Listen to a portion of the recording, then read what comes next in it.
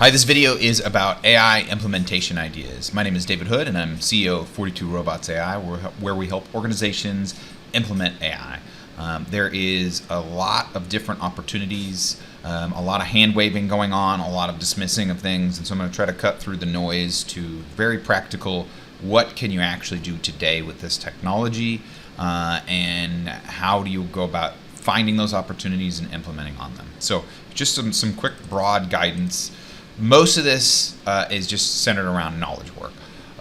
In fact, I would say that basically almost all knowledge work will be impacted by large language models over the next few years to 10 years.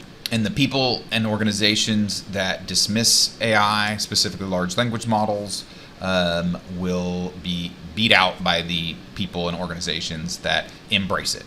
It's just the way it is, like it or love it, that is where it's going to go. So highly recommend that you watch this video and work to implement some of these ideas and think about this within the context of what's going on in your job and your business. And there are going to be order of magnitude transformations. Not all things will be 100x or 1000x or completely automated, or you can give it to a robot and the robot does everything. You can sit back and chill. But there definitely are some things where it's going to be the difference between riding a bike and flying an airplane, to the point to where, in that case, travel is basically something really different, and you can do things you couldn't do before. You can't really ride a bike from New York City to South Africa. I guess theoretically, if there's ice on there's some sort of path, but let's just say that's not a really reasonable thing to do, but you can fly there. And just due to the nature of the speed, it opens up different use cases.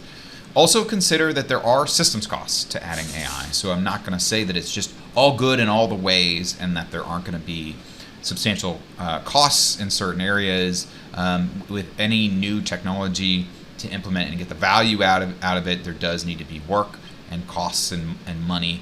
And then some things, even though you can do it, you should necessarily do it. So there are going to be AI solutions that you're going to come up with or think about or present or try, that when you really look at it, the value add to the organization versus the costs, it might not be worth it, or not yet, or maybe the solution isn't quite there yet, or it can have downstream and upstream effects to your business as a whole. And so that's something where you really have to think about not just that little problem you're solving, but how does it affect the whole system.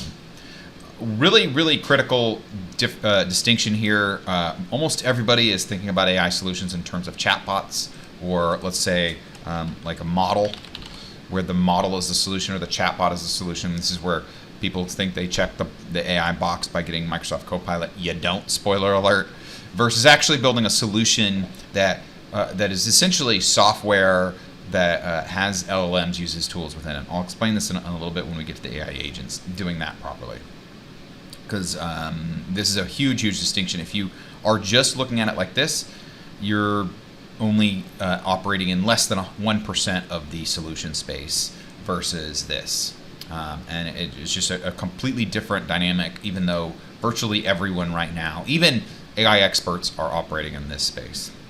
So under leveraged and expensively leveraged data, what does this mean? So almost all industries out there have tons of data that either they're not getting value out of it, or they're not getting that much value out of it. Maybe they're getting a little bit, but there's still a lot left on the table. Or they're using a ton of manual labor or very expensive tools to leverage that data. And it's not a one or the other, somewhere in between. So for example, large document sets, unstructured data. So this is where like the data doesn't come in a consistent format, so you can't just use kind of classic deterministic coding to process it, but where large language models actually can handle the unstructuredness of it. And then what I would call widely variant data, or data that has like big long tails. So, and this is where the values that you expect, so it's different than unstructured. The values that you expect can be a wide range of forms, or another way of putting this is, you can say the same thing in a bunch of different ways, And so, like, again, using kind of classic deterministic code to identify this isn't going to work, because you're trying to measure like a real hard, does this equals this, or you have to hard code like, okay, or this or this or this or this, versus what's really good about large language models and the transformer technology in general is that it has turned the meaning of words into math. And so it can identify, hey, even though these two word sets actually use all different words, they mean basically the same thing, or they're very closely related. And this is incredibly valuable when it comes to processing data.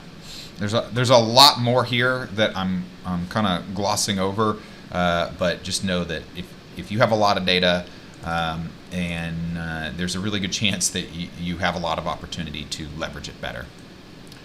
Okay, and then back to data processing. I feel like this about data. I've been processing large amounts of data with code for many, many years, and this is not meant to be an exhaustive list. There's a lot of different stuff that you can do with data with large language models and AI, and processing is such a general term. One of the most common things that we find ourselves doing is extracting data from unstructured and widely variant large data sets. Large, unstructured, and widely variant data sets. This is what we have done for multiple clients. And when they need to take it and they need to put it into a process in a structured format, or extract key things from this data, and it can be in all sorts of different forms. This is incredibly valuable. Analysis as well. This is something that large language models are pretty good at. They're not perfect. I would say that this one is a little bit more. It depends on the specific scenario. It can be kind of faulty if you don't know what you're doing, but it's really cool to be able to analyze a very large document, and if you do it well, you can do a good job of it, and it can save a lot of time. Data compression. Another part of this is basically summarization, although you can do more than that with this type of data compression. There's some really cool stuff that you can do. You can also go the other way and do data expansion, which actually I mentioned the automation, and there's a variety of ways of doing that. Data merging. This is actually really useful. This is for example, a really cool thing you can do with this is an automated form of deduping. So you back to what I mentioned with regards to the meaning of words being turned into math. Large language models can identify if you have two values that mean exactly the same thing, but the letters, the words are actually different. So you can actually dedupe by telling it to merge. And this actually is incredibly useful in a lot. I don't want to give away too much of the secrets, but this is incredibly useful in a lot of AI solutions to be able to merge data. Something really cool that large language models can do. Automation. Still more data, although it's a little bit more on the automation side, and automation is kind of a thread through a lot of these things. Now, one thing I would say actually is, let's do full verse 2 to 3 out of 5. So usually what you want to do, so first of all, the amount of opportunity for automation with large language models is pervasive, like I said, in just about all knowledge work. Okay, so think about that. And then also think about the fact that as you get closer and closer to full automation, the cost to get that next percentage point increases exponentially, to the point to where when you get to like 95, 99%, it's incredibly difficult, incredibly expensive, incredibly challenging to get that next percentage point. So what you should do is look for like 80 to 90% automation of a process, and then you move on. With the exception of if there's like one super key process that's more valuable than everything else in the organization by far, then maybe you stick to it. But the chances are that that you're going to have tons of automation opportunities. So I would recommend that you do basically, this is like Tesla has full self-driving as 5, and 0 is no automation. Shoot for like level 2 to level 3 automation. This is going to make a huge difference, and you're going to be able to add more value to the organization much quicker with this type of plan. Data processing, parsing, enriching, scraping, all of these are enhanced with AI, with large language models specifically, and being able to automate these processes. Parsing is particularly interesting, and I did mention processing above, but where sometimes, again, this is like if the data is unstructured, or sometimes it's this, sometimes it's that, or sometimes you have kind of dynamic rules that are not easy to code, like hard code into classic software. Then you can often parse data much more effectively with large language models. Data enriching, data scraping, these are both enhanced by large language models quite a bit from a variety of different angles. Decision making, this is incredibly useful. Some decisions are made by humans and that are very, very simple and obvious to large language models. They can do an excellent job of making these decisions. There's a lot of for example, a lot of micro decisions that are triaging things in a process that can save a ton of time in an organization, therefore a ton of money.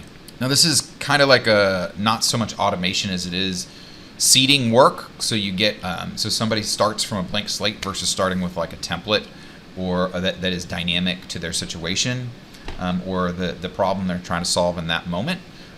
This is kind of another form of semi-automation, very useful for large language models. Okay, AI agents done well. It still blows my mind how poorly understood it seems like people are right now with regards to building agents. And it goes back to something I alluded to before, which is they're building them LLM centric instead of software centric. This is software centric is far superior.